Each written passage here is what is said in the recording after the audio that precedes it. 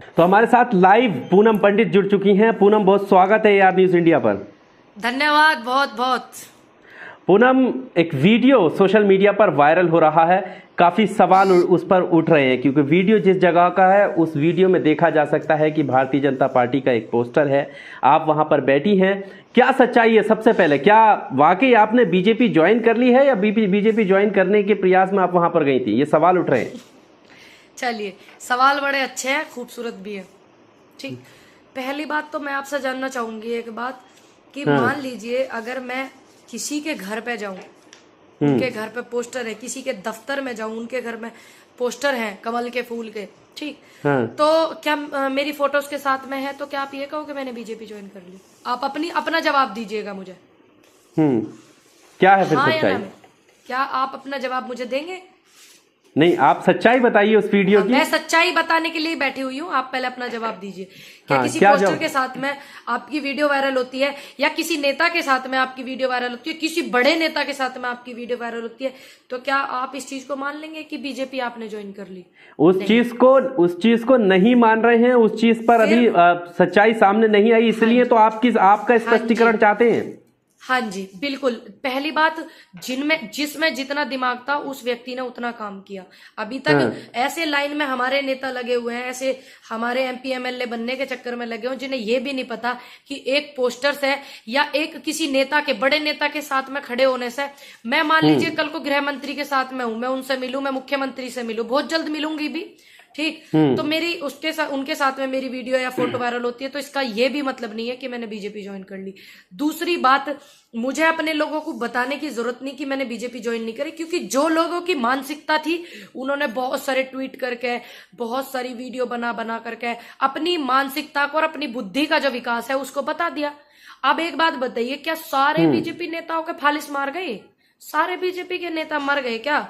जिनको पूनम पंडित को ज्वाइनिंग कराने के लिए सिर्फ एक पोस्टर मिला पूनम पंडित को बीजेपी ज्वाइन कराने के लिए। ठीक है, नहीं आप नेताओं के क्या हो गया? बुके भी नहीं लेकर आए।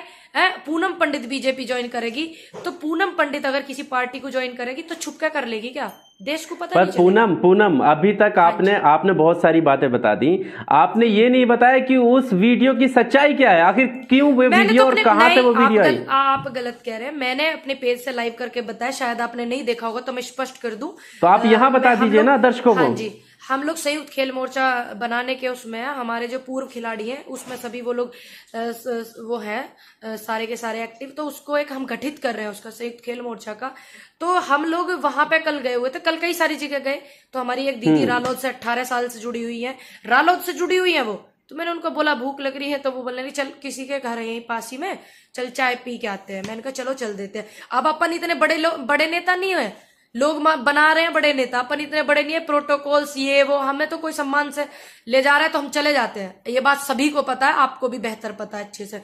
तो मैं चली गई, अब वहां पे पोस्टर लगा हुआ, फिर उसके हम जैसे ही वहां से निकले हम लोग दूसरे ऑफिस आए संयुक्त खेल मोर्चा के, तो वहां पे सोफे सेम थे, तभी वो पोस्ट आई, मैंने सोचा वहीं की वायरल कर दी, शायद दीवार भी ऐसी, पर्दे भी ऐसे, एकदम सब कुछ ऐसा।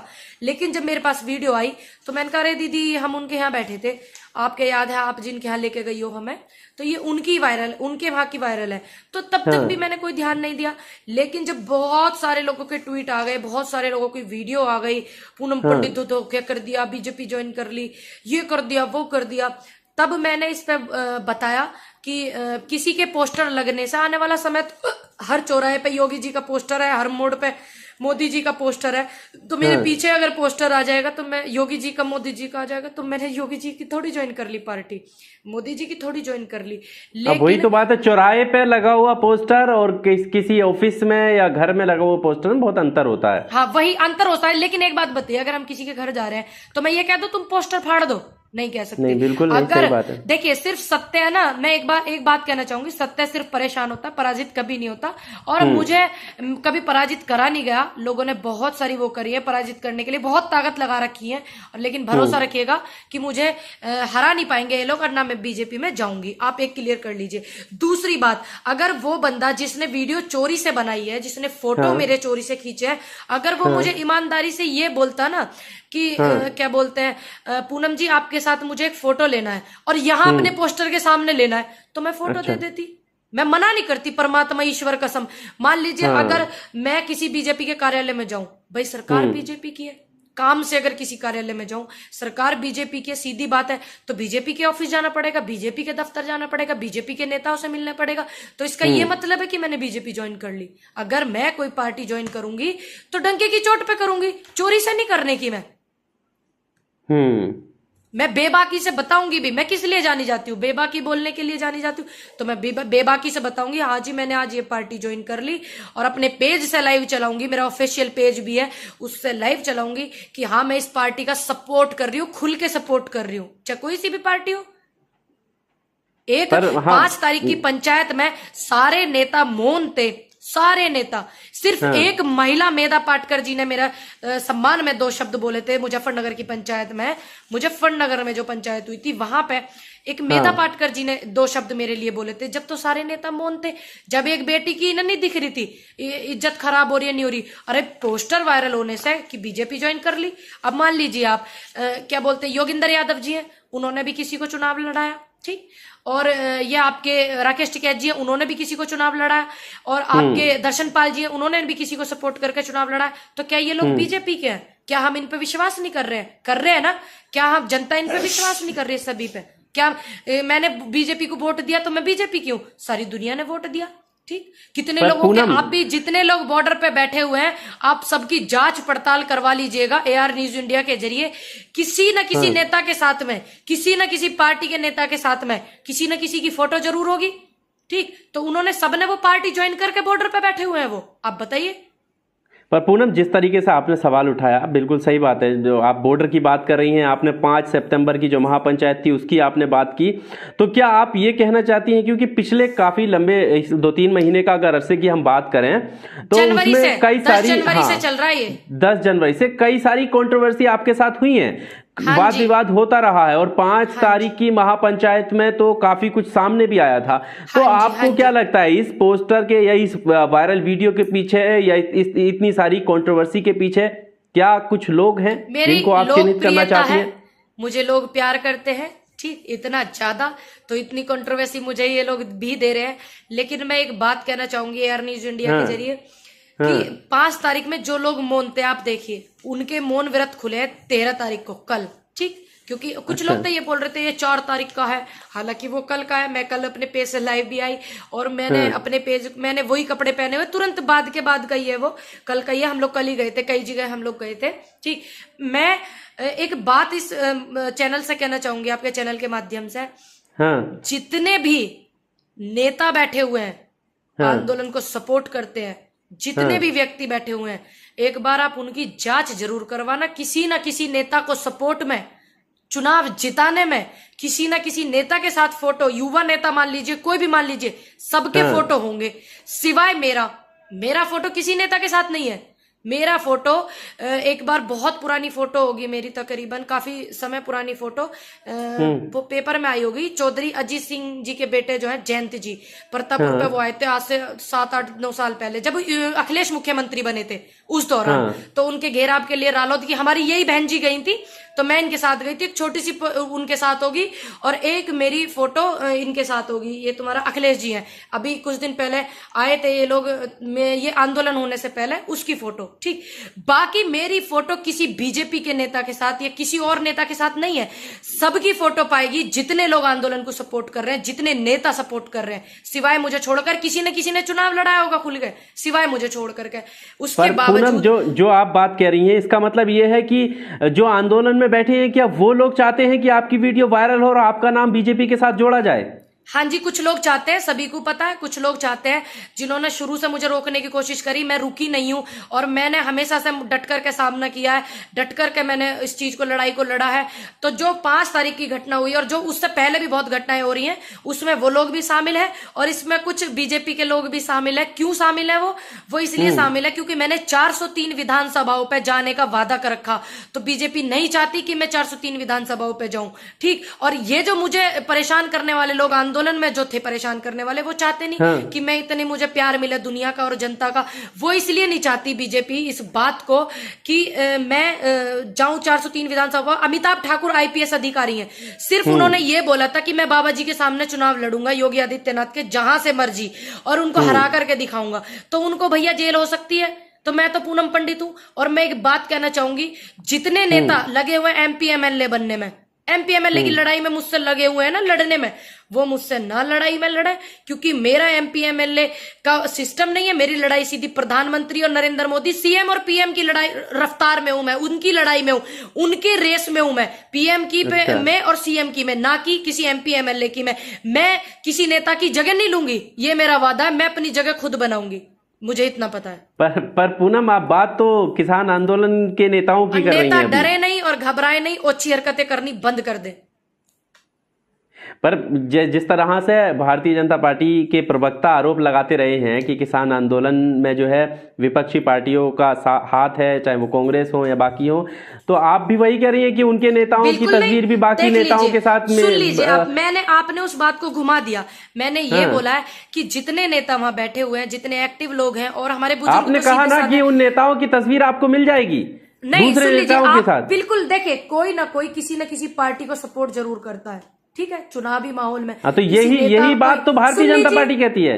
सुन ले, भारतीय जनता पार्टी क्या कहती है वो आप छोड़ दीजिए, जो मैं बोल रही हूँ आप मेरी सुनिए।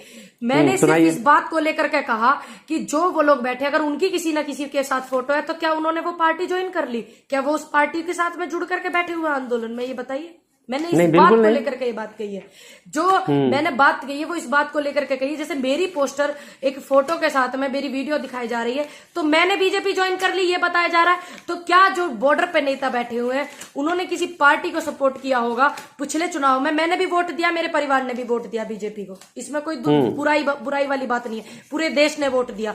अगर उन नेताओं की फोटो किसी आरएलडी के नेता के साथ, समाजवादी के नेता के साथ, कांग्रेस के नेता के साथ में आती है, तो क्या आप ये कहेंगे कि ये कांग्रेसी पार्टी के साथ जुड़ करके आंदोलन में बैठे हुए हैं? क्या आप कहेंगे ये वाली बात? क्या आप ये कहेंगे कि ये किसान नहीं है और ये किसी पार्टी के नेता? ये कहेंगे आप? नहीं, क्योंकि किसी न किसी को कोई ना कोई सपोर्ट करता ही है भाई, इसमें क्या बुराई थी? और मेरे को नेता ज्वाइन कराने से भी घबरा रहे हैं बीजेपी के। एक पोस्टर मुझे ज्वाइन करा रहा है बीजेपी, नेता भी डर गए मेरे से।